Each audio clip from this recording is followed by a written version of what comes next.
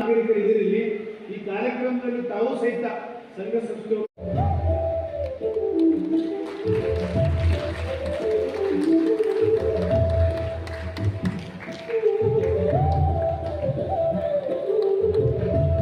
ಹಾಗೂ ವಿದ್ಯಾರ್ಥಿ ಮಿತ್ರರು ಹಾಗೂ ಮಾನ್ಯ ಅಡಿಷನಲ್ ಎಸ್ ಪಿ ಸಾಹೇಬರು ಮಾತಾಡಬೇಕು.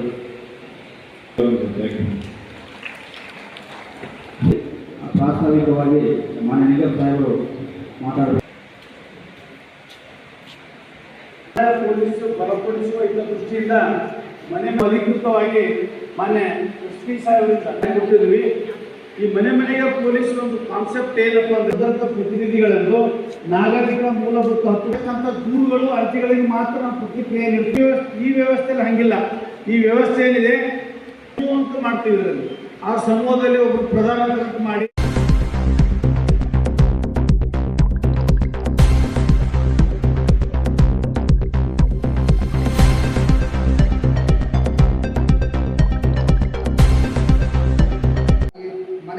ಕಾರ್ಯಕ್ರಮ ಬರೋಕ್ಕಿಂತ ಮುಂಚಿತವಾಗಿ ಪ್ರತಿಯೊಂದು ಹಳ್ಳಿಗೆ ಪೊಲೀಸ್ ಕಾರ್ಯಕ್ರಮ ಅಂತ ಮಾಡಿದ್ವಿ.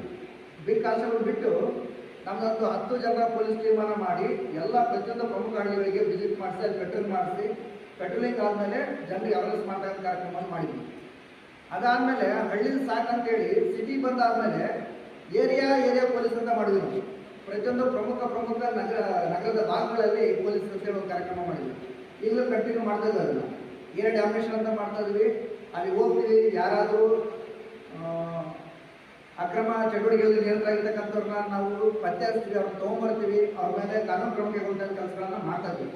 ವಿಶೇಷವಾಗಿ ನಮಗೊಂದಿಷ್ಟು ಕಂಪ್ಲೇಂಟ್ ಬಂತು, ಅಲ್ಲೇನೋ ಸಲಹೆ ಕುಡಿತಾರೆ, ಅಲ್ಲೇನೋ ಗಾಂಜಾ ಸೇರ್ತಾರೆ, ಅದಿರ್ತಾರೆ, ಸಮಸ್ಯೆಗಳು ಇದಾವ ಅಂತೇಳಿ ಸ್ವಲ್ಪ ಕಂಪ್ಲೇಂಟ್ ಬಂದಿತ್ತು. ಈಗ ಅದನ್ನೊಂದು ಚಾಲೆಂಜ್ ಸ್ವೀಕಾರ ಮಾಡಿಕೊಂಡು ತುಂಬ ಎಫೆಕ್ಟಿವ್ ಮಾಡಿದ್ವಿ. ಏರಿಯಾ ಡಾಮಿನೇಷನ್ ಅಂತ ಮಾಡ್ತಾ ಇದ್ವಿ ಸಿಟಿಯಲ್ಲಿ. ಪ್ರತಿ ಸಂಜೆ 5 ಗಂಟೆಯಿಂದ 8 ಗಂಟೆವರೆಗೂ ಪ್ರತಿ ಸ್ಟೇಷನಿಂದ 5-6 ಜನ ಸಿಬ್ಬಂದಿ, ಒಬ್ಬ ಅಧಿಕಾರಿ ಪ್ರಮುಖವಾಗಿರ್ತಕ್ಕಂಥ ಎಲ್ಲೆಲ್ಲಿ ಜನ ಸೇರ್ತಾರೆ, ಎಲ್ಲೆಲ್ಲಿ ನ್ಯೂಸೆನ್ಸ್ ಆಗುತ್ತೆ ಅಂತ ಪ್ಲೇಸಿಗೆ ವಿಸಿಟ್ ಮಾಡಿ ಅಲ್ಲಿ ಯಾರ್ಯಾರು ಈ ಥರ ಚಟುವಟಿಕೆಯಲ್ಲಿ ನಿರತರಾಗಿರ್ತಾರೆ ಅವ್ರನ್ನ ಕರ್ಕೊಂಡ್ಬಂದು ರಿಮ್ಸಿ ಕಳಿಸಿ ಟೆಸ್ಟ್ ಮಾಡಿಸಿ ಅದರಲ್ಲಿ ಏನಾದರೂ ಪಾಸಿಟಿವ್ ಬಂತಂದರೆ ಅವ್ರ ಮೇಲೆ ಕೇಸ್ ಮಾಡ್ತಕ್ಕಂಥ ಕೆಲಸ ನಾವು ನಿರಂತರವಾಗಿ ಮಾಡ್ತಾ ಇದ್ವಿ. ಯಾವತ್ತೂ ನಾವು ಪೊಲೀಸ್ ಇಲಾಖೆಯಲ್ಲಿ ಹಂಗೆ ಅಂದ್ಕೊಳ್ಳೋದಿಲ್ಲ. ನಾವು ಹಂಗೆ ಅಂದ್ಕೊಂಡ್ರೆ ಕೆಲಸ ಮಾಡೋಕ್ಕೆ ಆಗೋದಿಲ್ಲ. ನಾವು ಯಾವಾಗಲೂ ನಮಗೆ ಟ್ರೈನಿಂಗ್ ಕೊಟ್ಟಾಗ ನಮ್ಮ ಹಿರಿಯ ಅವಸರ ಮಾರ್ಗದರ್ಶನ ಮಾಡೋದು ಪೊಲೀಸ್ ಇಲಾಖೆಯಲ್ಲಿ ಏನಪ್ಪ ಹಿಂಗಾಯಿತು, ಎಲ್ಲರೂ ತುಂಬ ಸಂಬಂಧದಿಂದ ಅಪಾಚರಣೆ ಮಾಡ್ತಾರೆ, ನಾವು ಹಬ್ಬಕ್ಕೆ ಆಚರಣೆ ಮಾಡೋಕ್ಕಾಗಿಲ್ಲ, ನಮ್ಮ ಮನೆಯಲ್ಲಿ ನಮ್ಮ ಸಂಬಂಧಿಕರಿಗೆ ಕುಟುಂಬಸ್ಥರಿಗೆ ಸಮಯ ಕೊಡೋಕ್ಕಾಗಿಲ್ಲ ಅಂತೇಳಿ ಯಾವತ್ತೂ ಬೇಜಾರು ಮಾಡಲು ಕೊಡಿ.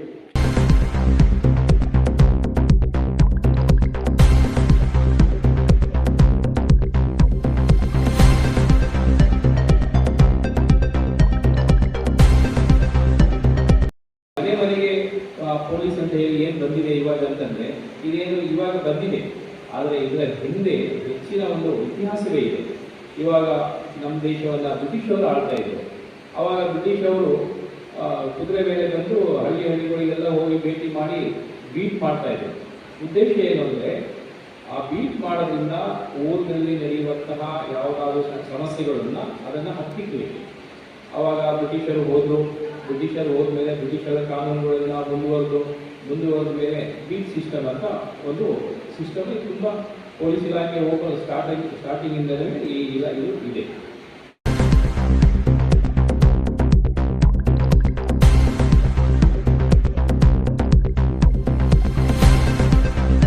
ನಾವೆಲ್ಲ ಪೊಲೀಸ್ ಸ್ಟೇಷನ್ ಹೋಗಿ ಕೆಲಸಗಳು ಮಾಡಿ ಕೊಡ್ತಾರ. ಈಗ ಅವ್ರಿಗೆ ಏನು ಪ್ಲಾನ್ ಅಂದರೆ ಎಲ್ಲ ಹೋಳಿಗೆ ಮಾಡ್ಯಾಗ ಎಲ್ಲ ಮಂದಿಗೆ ಕಾಂಟ್ಯಾಕ್ಟ್ ಮಾಡಿ ಏನೇನು ನಡೆದ ಏನೇನಿಲ್ಲ ಅಂತೇಳಿ ಒಂದು ಪ್ರೋಗ್ರಾಮ್ ಮಾಡಕತ್ತಾರೆ. ಮನೆಗೆ ಪೊಲೀಸು ಇದು ಭಾಳ ಶ್ರಮ ಕಾರ್ಯಕ್ರಮಕ್ಕೆ ಎಲ್ಲ ಇದನ್ನು ಉಪಯೋಗ ಮಾಡಿ ಅವರಿಗೆ ಸಹಯೋಗ ಕೊಟ್ಟು ನಾವೆಲ್ಲ ಇದು ಮಾಡಬೇಕಂತ ವಿನಂತಿ. ಪೊಲೀಸರನ್ನ ಹೆಚ್ಚು ಇನ್ನೂ ಸೇರ್ಪಡೆ ಮಾಡ್ತಕ್ಕಂಥ ಕಾರ್ಯಕ್ರಮ ಮಾಡಿದ್ರೆ ಒಳ್ಳೆಯದು. ಯಾವಾಗಲೂ ಪೊಲೀಸರಿಗೆ ಜಾಸ್ತಿ ಸ್ಟ್ರೆಸ್, ಟೆನ್ಷನ್ ಅವರ ಆರೋಗ್ಯದ ಮೇಲೆ ಭಯಂಕರ ಪರಿಣಾಮ ಬೀರ್ತಕ್ಕಂಥ ನನ್ನ ಭಾವನೆ ಇದು. ನಾನು ಭಾಳಷ್ಟು ಅದರಿಂದ ನೋಡಿರ್ತಕ್ಕಂಥದ್ದನ್ನ. ಬಟ್ ಒಳ್ಳೆಯ ಕಾರ್ಯಕ್ರಮ ಇದು. ಇದರಿಂದ ಸಾಕಷ್ಟು ಯಾವುದೇ ಅಪರಾಧಗಳನ್ನು ಆಗಲಾರ್ದಂಗೆ ತಡೆಯತಕ್ಕಂಥ ಕಾರ್ಯಕ್ರಮ. 50 ಮನೆಗಳಿಗೆ ಅವು ಪೊಲೀಸ್ ನೇಮಕ ಮಾಡ್ಕೊಂಡು ಅಲ್ಲಿರ್ತಕ್ಕಂಥ ಮುಖ್ಯಸ್ಥರನ್ನ ಮಾಡ್ಕೊಂಡು ಏನನ್ನ ಸಮಸ್ಯೆಗಳನ್ನು ಬಗೆಹರಿಸ್ತಕ್ಕಂಥ ಏನೋ ಈ ಮನೆಗೆ ಆರಕ್ಷಕ ಅಂತಕ್ಕಂಥ ಕಾರ್ಯ ಇದೆ. ಮನೆಗೆ ಪೊಲೀಸು ಒಳ್ಳೆಯ ಕಾರ್ಯ. ಮಾಡ್ತಾರೆ.